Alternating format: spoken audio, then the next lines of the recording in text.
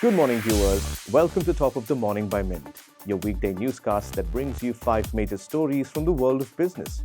It's Friday, August 2nd, 2024. My name is Nelson John. Let's get started. India's benchmark equity indices ended at fresh highs on Thursday. The Nifty 50 closed above the historic 25,000-point mark for the first time, rising 60 points from previous close.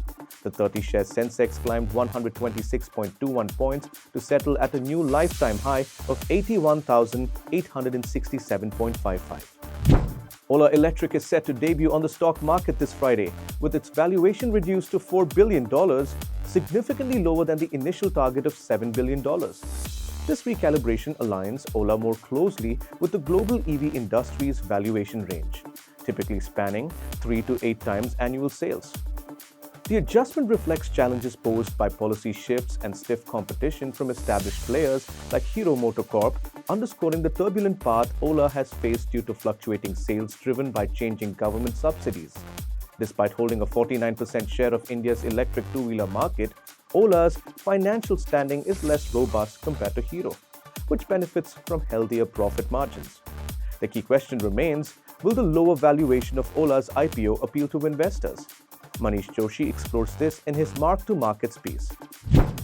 This month is super exciting for India's startup scene because Bhavish Agrawal of Ola Electric, Super Maheshwari of FirstCry, and Kunal Bail of Unicommerce are about to make some serious waves by taking their companies public. This isn't just big news for these founders. It's a game changer for everyone watching this space. Bhavish Agrawal is all set to join the elite club of startup billionaires, much like Dipinder Goyal from Zomato and Falguni Nair from Nykaa. Mint startup and new economy editor Ranjini Raghavan writes on how these listings illustrate the growing confidence in Indian startups. These IPOs are not just about cashing out.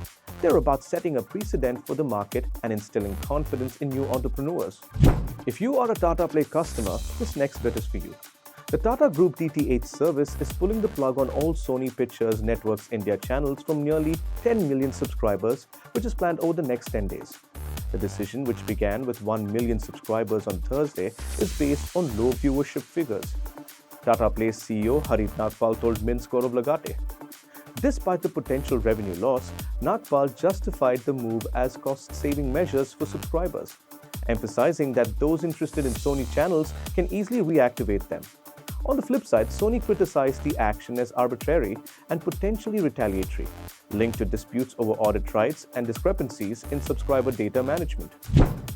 India's innovative Faceless tax assessment system, launched in 2020 to eliminate biases by concealing the identities of tax officials from the assessees, is encountering challenges.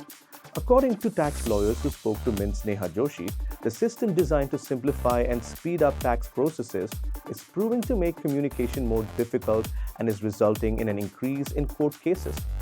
Tax lawyers highlight that explaining complex tax issues through just audio communication without visual cues makes it tough for assessing officers to grasp the intricacies, leading to misunderstandings and more disputes being escalated to courts. Additionally, the random assignment of cases to officers, regardless of their expertise, is contributing to less efficient handling of complex cases. The recent landslide in Wayanad, Kerala, which claimed over 200 lives, is a stark reminder of the increasing frequency of such natural disasters in India. Positioned among the top 4 countries most prone to landslides, India's landscape faces significant risks. These mountains, still evolving from the tectonic pressures between the Indian and Eurasian plates, are vulnerable to the slow yet constant geological shifts that make them susceptible to both landslides and earthquakes. Mint Sumant Banerjee explains why the country is at a higher risk of landslides in today's Mint Primer. We'd love to hear your feedback on this episode. Let us know by writing to us at feedback@lifemint.com. You may send us feedback, tips, or anything that you feel we should be covering from your vantage point in the world of business and finance. That's all for today. Thank you for listening. We're eagerly looking forward to our next Top of the Morning episode, which will be packed with fresh business news. Until then, have a great day.